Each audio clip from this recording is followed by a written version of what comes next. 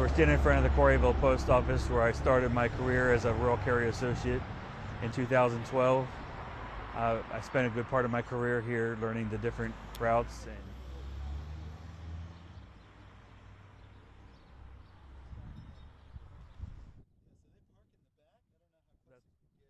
And so I was looking for a job like the post office. It did not work on Sundays when I started in 2012. And it was a great way to make a living, a way to stay here in the local area with my family, to reconnect with them after being away for 2 years. And I just really enjoyed the job from the very beginning. You get to be out in the countryside in the fresh air. It's a beautiful place to live and work, and I just really enjoyed it and planned to make a career of it unless God called me back to the mission field somewhere. I do miss it.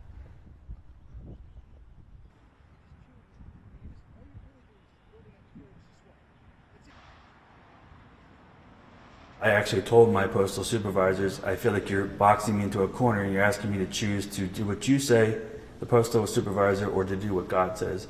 And I said, I mean no disrespect whatsoever, but I have to choose God. My conviction is that strong, come what may, you know. And so if it means I lose my job, that's very sad, but it's not a choice for me, it's what I believe.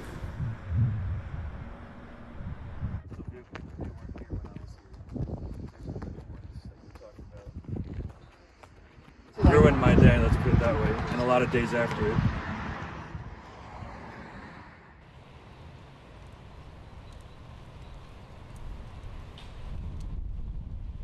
Well, I mean, the good news is that we have the actual language of the statute on our side. That Congress said that employers have to accommodate people of faith and provide religious accommodations, unless doing so would create an undue hardship.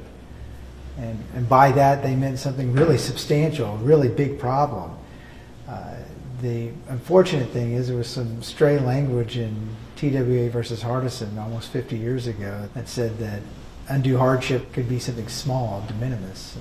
And that's kind of put an imbalance in the law that Congress never really intended. And the way the TWA versus Hardison sort of stacked the deck against employees and the common folk is, you know, they got to climb Mount Kilimanjaro in order to try to win one of their cases. I mean, that's not right.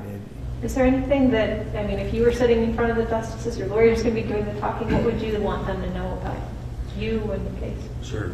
Keep this from happening to somebody else. We really can't go back and change what happened to me, but we can reaffirm the law or clarify it, however you want to put it, and keep this from happening to somebody else who has a genuine conviction about, you know, their faith, and they shouldn't have to choose between their job and their faith in America.